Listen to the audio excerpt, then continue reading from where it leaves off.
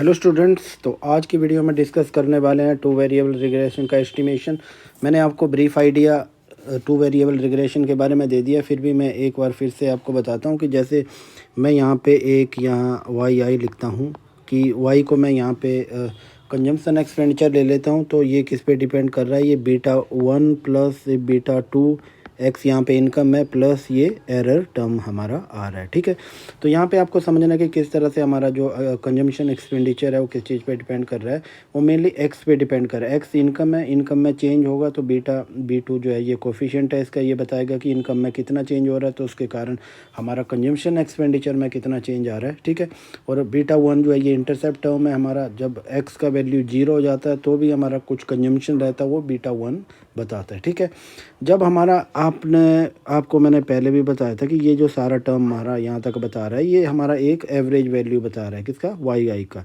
तो इसको मैंने पहले ऐसे भी बताया था आपको, एक मीन वैल्यू है वाई की, ओके। कंडीशनल है ये किस पे, एक्स पे है। एक्स में चेंज होता है किसके कारण, वाई में कितना चेंज होता है। ठीक है, और आगे जो एरर टर्म है ये क्या बताता है, ये हमारा दूसरे फैक्टर्स होते हैं आउटसाइड हमारे मॉडल होते हैं, वो अफेक्ट करते हैं हमारे किसको, कंजम्पशन एक्सपेंडिचर को, उनके कारण कंजम्पशन में चेंज आता है। ठीक है, तो यहाँ पे चीज़ आपको समझनी है। तो ये हमारा पॉपुलेशन रिग्रेशन फंक्शन था, मैंने पॉपुलेशन के बेसिस पे लिया था। तो हम अगर सैम्पल रिग्रेशन फंक्शन है उसके बारे में मैंने आपको बताया था। ठीक है, उसको हम कैसे लिखते हैं, ये बीटा 1 हैट लिखेंगे, ठीक है, प्लस से बीटा 2 हैट लिखेंगे, ठीक है, और ये एक्स ही लिखेंगे प्लस एरर टर्म और हैट लगा देंगे। ठीक है, क्योंकि ये एस्टिमेशन है, ये हैट क्या है, बीटा 1 हैट किसका एस्टिमेशन की कोशिश कर रहे हैं हम, बीटा 1 की कर रहे हैं, और जो बीटा 2 हैट है इसके थ्रू हम कौन सा जानने की कोशिश कर रहे हैं, जो बीटा 2 एक्चुअल में। ठीक है, तो ये हमने पॉपुलेशन रिग्रेशन फंक्शन और हमने सैम्पल रिग्रेशन फंक्शन के बारे में बात की है। ठीक है, तो इसको ये वाला जो टर्म है इसको आप पूरा टर्म इसको ऐसे भी लिख सकते हैं, इसको वाई हैट भी लिख सकते हैं। ठीक है, तो ये चीज़ मैंने आपको पहले बता दी है। ठीक है, और एरर टर्म जो है आपका, इसको आप अगर आप ऐसे लिखेंगे y i is equal to, ये हैट आ गया आई और ये एरर टर्म आ गया। ठीक है, ये भी हैट में आ गया, और एरर टर्म को आप अलग से लिखेंगे ऐसे, तो ये आ जाएगा आपका, आएगा वाई आई माइनस वाई हैट आई। ठीक है, तो ये आपका एरर टर्म को बता रहा है। ठीक है, इनके बीच में जो गैप आ रहा है वो हमें एरर टर्म के बारे में बताता है। ठीक है, ये सारी चीज़ें मैंने ऑलरेडी आपके साथ डिस्कस कर ली है। ठीक है, अब हमारे पास जो हमें ये बीटा 1 बीटा 2 की वैल्यू कैलकुलेट करनी है, तो हमारे पास दो मेथड होते हैं यहाँ पे। ठीक है, तो दो मेथड कौन से हैं हमारा, एक ऑर्डिनरी OLS जो बोलते हैं, ऑर्डिनरी लिस्ट स्क्वायर होते हैं। ठीक है, जो हम अभी बात करेंगे OLS होता है, और दूसरा मैक्सिमम लाइक्लीहुड ML जो से कहते हैं। ये दो मेथड है, तो हम अभी OLX के बारे में बात करेंगे। ओके, तो यहाँ तक आई होप कि सारी चीज़ें क्लियर हैं आपको। अब हम आगे चलते हैं। तो आपको क्या करना है कि जो मैंने यहाँ पे बताया है कि एरर टर्म जो होता है, जो एरर टर्म के बारे में मैंने आपको बताया था, यू जो भी है यहाँ पे आई है एरर टर्म है, वो किसके इक्वल है, ये हमारा जो वाई है और एक्चुअल में जो वाई है, और वाई का जो एस्टिमेटेड वैल्यू हमने लगाई थी, उनके बीच में जो गैप होता है वही तो एरर टर्म होता है। और हमारी ये कोशिश रहती है कि हमें एरर टर्म को मिनिमाइज़ करना है। ठीक है, ओके, तो यहाँ पे हमें अगर हम क्या करेंगे कि एग्रीगेट जो होता है, एग्रीगेट हमारा एरर टर्म जो है, इसको आप ऐसे लिखोगे। ठीक है, यस टोटल जो बोलेंगे आप। ठीक है, और दूसरे आगे इसको लिखना है, उसको भी सम करके करेंगे, तो ये आ जाएगा वाई आई माइनस वाई हैट आई। ठीक है, ऐसे हमने कर दिया। अब हमें क्या करना, जैसे मैं आपको फिर से बताने की कोशिश करता हूँ कि मैं एक डायग्राम ड्रॉ करता हूँ, इससे आपको चीज़ें और ज़्यादा अच्छी क्लियर हो जाएंगी। ठीक है, यहाँ पे मैं एक डायग्राम ड्रॉ कर रहा हूँ। ठीक है, ये मैं यहाँ पे एक रिग्रेशन फंक्शन जो मैंने लिया है उसको मैं ऐसे लिख रहा हूँ। ठीक है, ये मैंने रिग्रेशन फंक्शन लिया है, और इस रिग्रेशन फंक्शन को मैं क्या कह रहा हूँ, ये सैम्पल रिग्रेशन फंक्शन है, SRF है।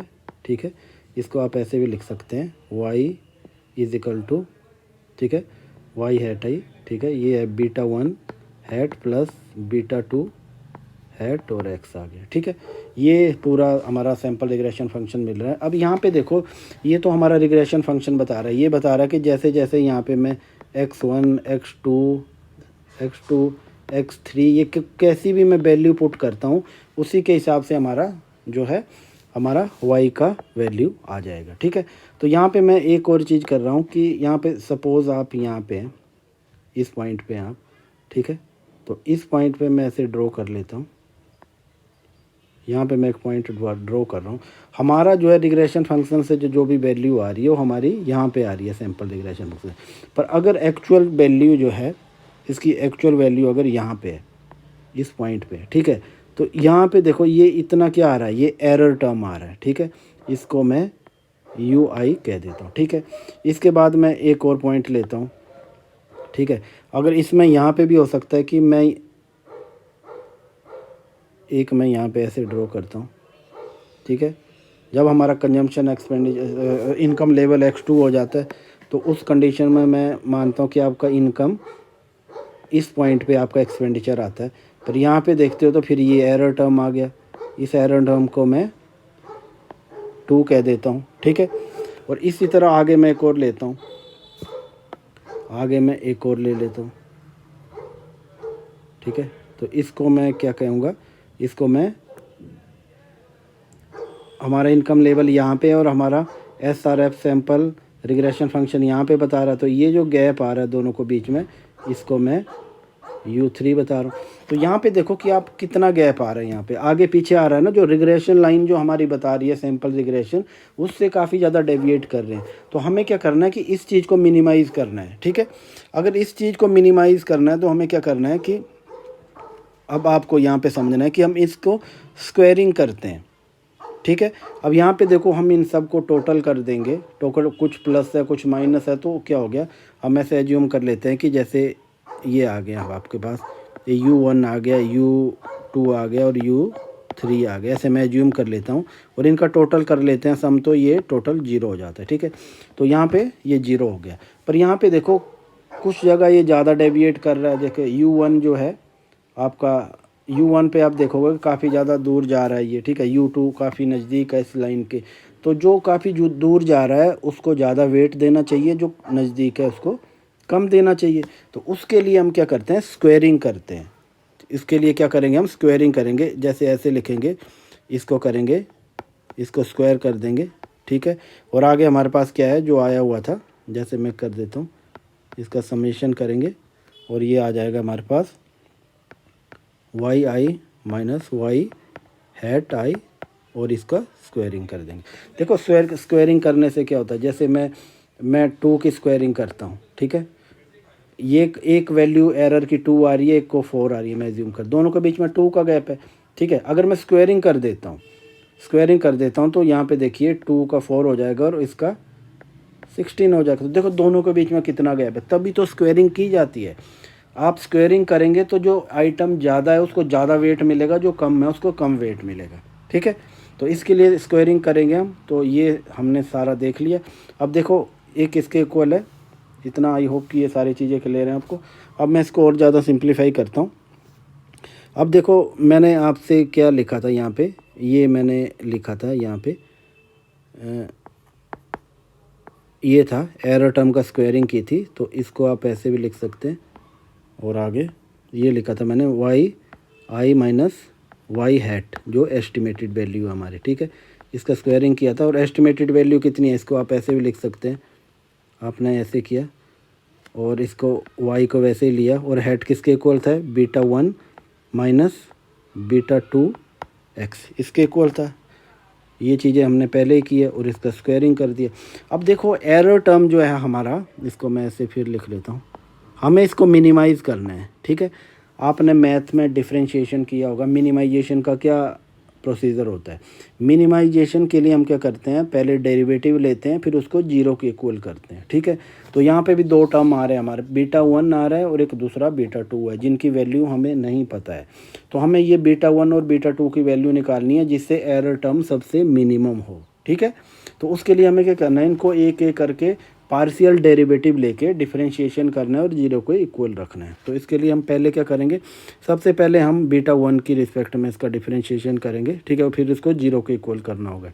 तो यहाँ पे मैं इसको β1 की रिस्पेक्ट में इस एरर पूरे टर्म को डिफरेंशिएट करूँगा। तो ये क्या आ जाएगा, अब डिफरेंशिएट करेंगे, चेन रूल लगेगा। ठीक है, तो यहाँ पे क्या आ जाएगा, ये आ जाएगा 2 आ जाएगा, ठीक है।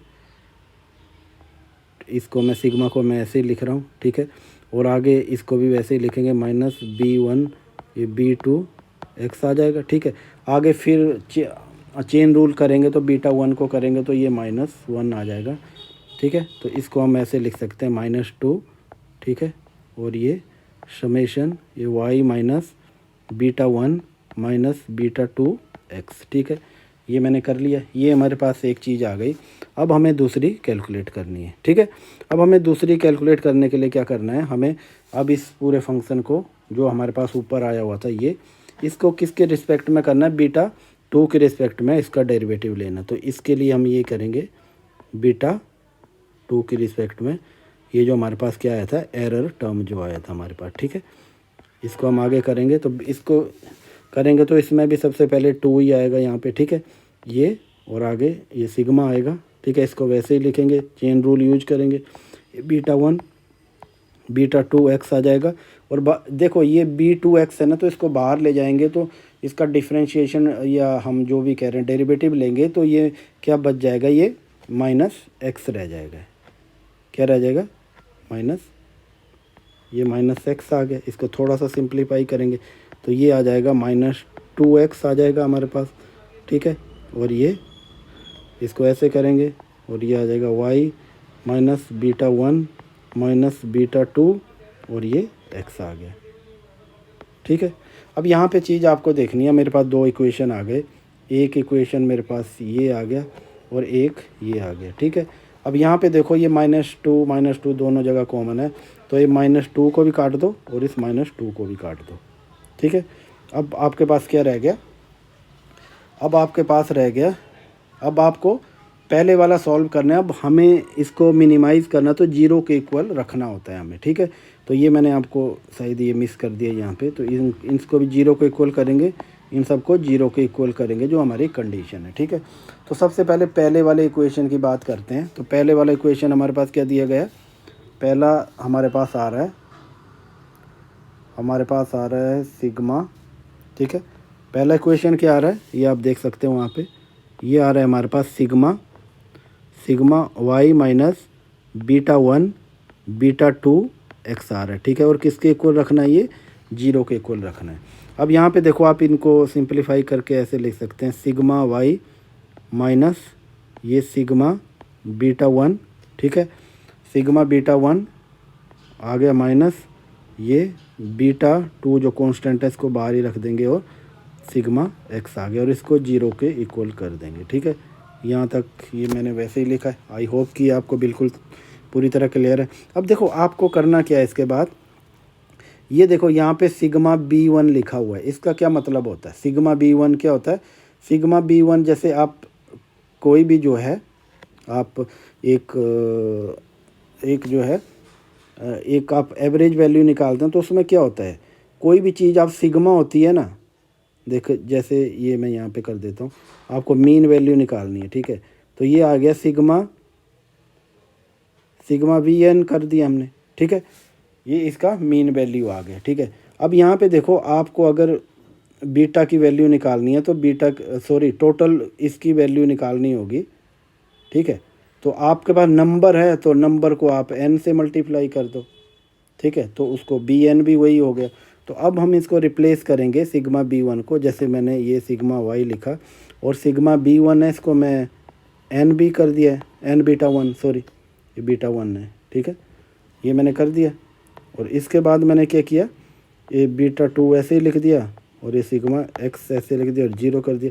अब हमें जो क्या करना है, हमें β1 की वैल्यू निकालनी है, तो बीटा को आप साइड में ले जाओ, ठीक है। तो इसको लिखेंगे आप sigma y minus β2 sigma x equal to ये n β1 की तो हमें वैल्यू निकालनी है, ये β1 मैंने यहाँ कर दिया। अब n से इनको डिवाइड कर देंगे तो ये आ जाएगा sigma y upon n minus और ये क्या आ जाएगा, ये आ जाएगा आपके पास सिग्मा y n और ये आगे आ जाएगा ये β2 सिग्मा x अपॉन n आ जाएगा। अब देखिए सिग्मा y अपॉन n आएगा तो ये इसका एवरेज वैल्यू आ गया। और एवरेज वैल्यू आपने स्टेट में पढ़ा ही, हम कैसे डिनोट करते हैं, वाई, इसके ऊपर ये बार लगा देते हैं, ठीक है। इसके बाद ये बीटा 2 को हम ऐसे लिखेंगे और एक्स बार लगा देंगे, ठीक है। तो हमारे पास क्या आ गया, सबसे पहले यहाँ पे देखो हमारे पास बीटा 1 का वैल्यू आ गया। क्या आ गया, हमारे पास बीटा 1 का वैल्यू आ गया, ठीक है। यहाँ पे मुझे बी बार लिखना था, सॉरी ये गलती हो गई यहाँ से, ठीक है। यहाँ पे ये सर जैसे बीटा बी है तो इसको मैं ऐसे कर दूंगा, बीटा B1, ये किसके, एन के इक्वल है, ठीक है। तो इसको आप आगे करोगे तो ये क्या आ जाएगा आपके पास, ये बीटा 1 एन आ जाएगा, जो कि ये सिग्मा B1 के इक्वल है। तो मैंने वही चीज़ यहाँ पे लिख दी थी, ठीक है। तो एवरेज वैल्यू मैंने लिखी थी, ओके। तो ये हमारे पास बीटा 1 की वैल्यू आ गई। अब हमें क्या करना है, बीटा 2 की वैल्यू निकालनी है। बीटा 2 की वैल्यू निकालने के लिए आपको क्या करना है, यहाँ पे देखो बीटा 2 का क्या आ रहा था, यहाँ पे एक्स आ रहा था, सिग्मा आ रहा था, और y minus beta 1 minus beta 2 x ये आ रहा था, हम इसको लिखेंगे, ठीक है।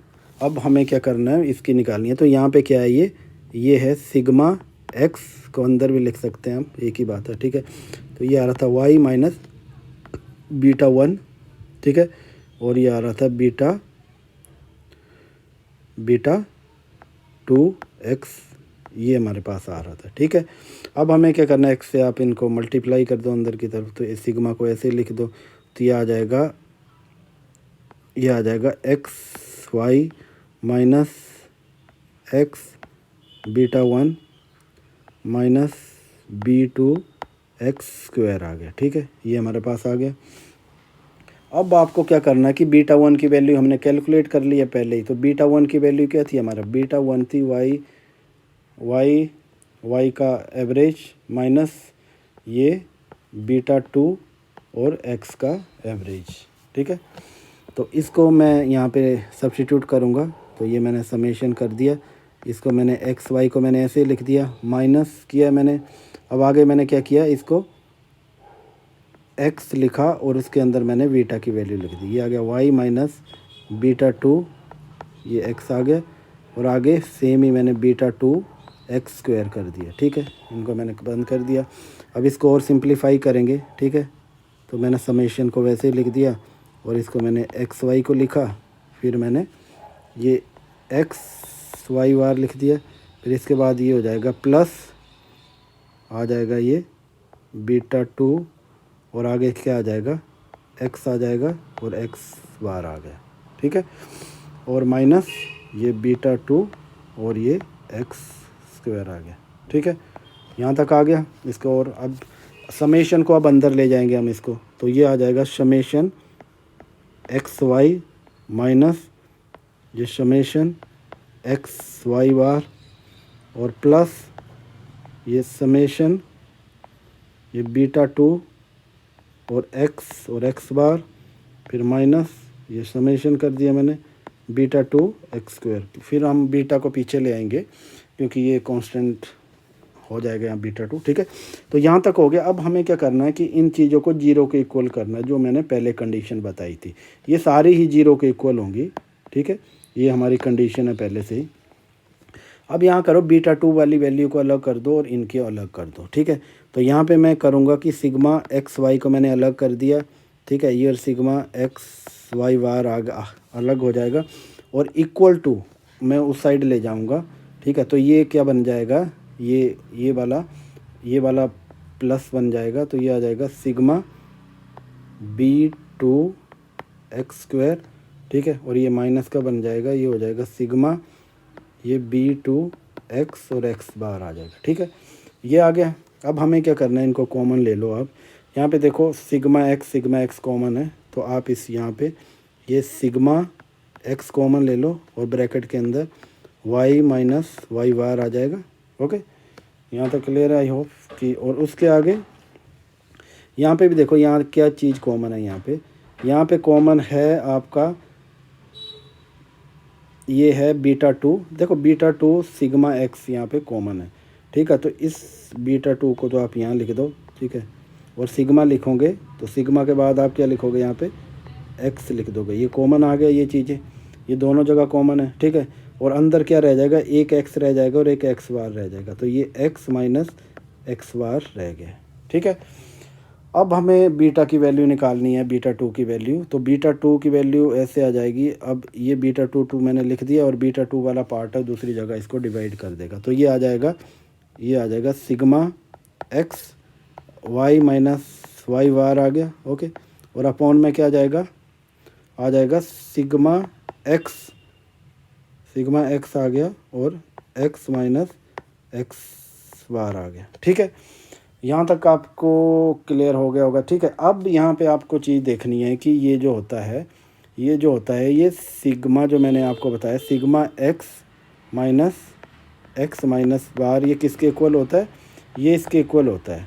ये होता है सिग्मा एक्स माइनस एक्स बार और होता है ये वाई माइनस वाई बार, ठीक है। इसके इक्वल होता है ये। और जो हमारा नीचे वाला जो टर्म है, ये जो मैंने लिखा है सिग्मा एक्स और अंदर मैंने एक्स माइनस एक्स बार लिखा होता है, ये होता है sigma x minus x bar square के इक्वल होता है, ठीक है। तो आपका फॉर्मूला क्या बन जाएगा? आपका फॉर्मूला बन जाएगा बीटा 2 का वैल्यू, इनको रिप्लेस कर देंगे तो ये आ जाएगा सिग्मा एक्स माइनस एक्स बार और ये आ गया वाई माइनस वाई बार आ जाएगा, ठीक है। और उसके नीचे sigma x minus x bar square, ठीक है। अब ये डेविएशन फॉर्म में है तो एक्स माइनस एक्स बार वाई माइनस वाई बार ये छोटे कैपिटल लेटर में, अब स्मॉल लेटर में चलेगा क्योंकि डेविएशन फॉर्म आ जाएगा इसका। इसको और सिंप्लीफाई करेंगे तो ये आ जाएगा आपके पास ये सिग्मा उसके बाद एक्स आ जाएगा, स्मॉल एक्स है ये, ठीक है। इसको मैं ऐसे कर सकता हूँ, ओ सॉरी,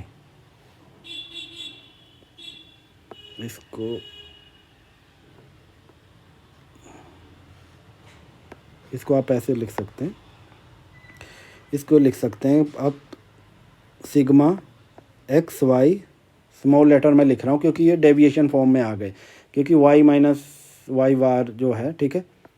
और इसी तरह इस सिग्मा एक्स स्क्वायर आ जाएगा, ठीक है। तो ये आपका फाइनल वैल्यू आ गया, ठीक है। ये हमारे पास फाइनल वैल्यू आ गया। अब थोड़ा सा एक हल्का सा पॉइंट रहता है यहाँ पे। अब मैंने आपको बताया था कि ये